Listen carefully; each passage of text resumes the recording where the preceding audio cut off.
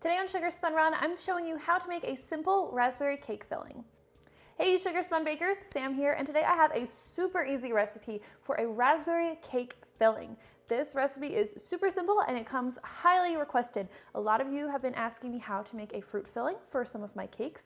A lot of you want to put a raspberry filling in my white cake, and I think that sounds like a great idea. So today I'm going to show you how to make that filling. It's really easy, and all of our work is going to be done on the stovetop. So to begin, you are going to need a small saucepan. We're going to start with 1/3 cup of sugar for this recipe. And we'll add 2 tablespoons of cornstarch. This is important to thicken the cake filling. And we're just going to use a whisk to whisk the ingredients together. That way we break up any clumps that might be in here.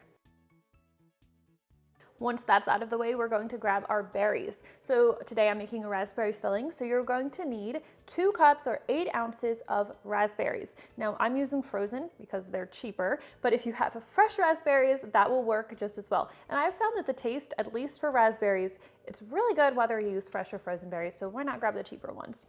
Also going to be adding 2 tablespoons of water, and just a splash of lemon juice. This is optional, but it really brings out that ripe, tart flavor of the raspberries. I'm going to be using 1 tablespoon. Now use a spoon or a spatula just to stir all of the ingredients together until everything is pretty well combined. We're going to turn our stovetop heat to medium, and we're going to stir pretty frequently until the berries release their juices. Now keep your heat on medium, don't crank up the heat to make this happen faster. Everything needs to move slowly here so the sugar dissolves properly so we get the proper consistency, so just have a little bit of patience. Now these berries break down really nicely while you're cooking everything together, but to help encourage things along a little bit, sometimes I'll use my spatula just to smash them a little bit. You won't have any whole berries left by the time you're done. Now once your berries have released their juices, you have a nice juicy raspberry mixture here. Slowly, your mixture should come to a boil. Now you shouldn't have to crank up the heat for this. You should just keep stirring and eventually it'll start bubbling. And when I say boiling, you're not going to see a really rapid, crazy boil like you might see when you're boiling water for pasta. It's just going to be a slow bubbling, just like this. Usually takes me about 7 minutes to get to this point, but your mileage may vary depending on your stovetop. Now once it's bubbling, you're just going to continue to stir constantly until the mixture is thickened. For me, this is usually about 2 minutes. So this is looking pretty good and nice and thickened, so we're going to remove it from the heat.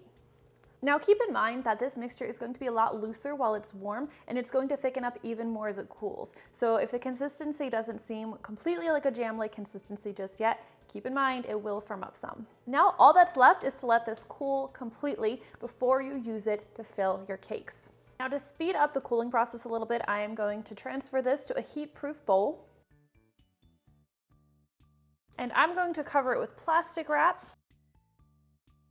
And I'm going to transfer this to my fridge just to speed up that cooling down process. Now it is so important when you are using this raspberry cake filling that you let it cool completely all the way through. It shouldn't be warm at all, because if it is, your cake layers are probably going to slide around. It could melt your icing. You could have a really big mess on your hands. All right guys, that's really all there is to making your own raspberry cake filling. Like I said, once it's cool, it's ready to use. And if you want to join me for my next video, you will actually get to see it live in action while I use it to make one of the layers, or to fill one of the layers in petite fours.